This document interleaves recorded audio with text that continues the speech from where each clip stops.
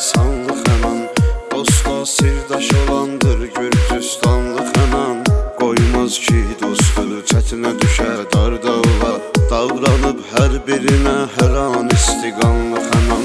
Ad gününü təbrik edək, qeyd eləyir ad gününü. Görək inşallah onun bizər zaman şad gününü. Yaxşı insanlar olubdur vətənin iftixarı. Deyək ki Çin olsun Xənan qaqamın arzuları. Xənan ad günündür, sənin şad günündür. Biz səni təbrik edirik qardaş. Arzudan, diləkdən, hər birimiz ürəkdən biz səni təbrik edirik qardaş. Xənan ad günündür, sənin şad günündür. Biz səni təbrik edirik qardaş. Arzudan, diləkdən, hər birimiz ürəkdən biz səni təbrik edirik qardaş.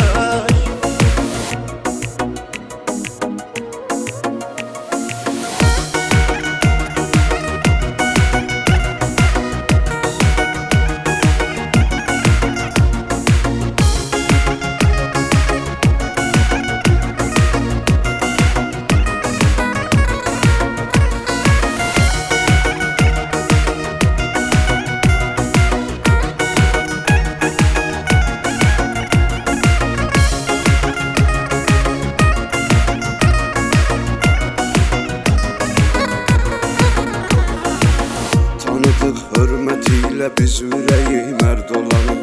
Dostlar, qardaşlar təbrik eləyir Xənanı. Xənan da təbrik edir qardaşının ad gününü.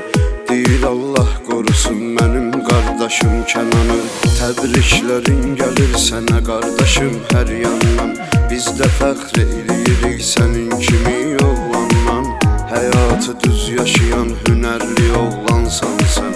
Dostlarına dayaq duran dəyərli insansan sən. Xənan ad günündür, sənin şad günündür.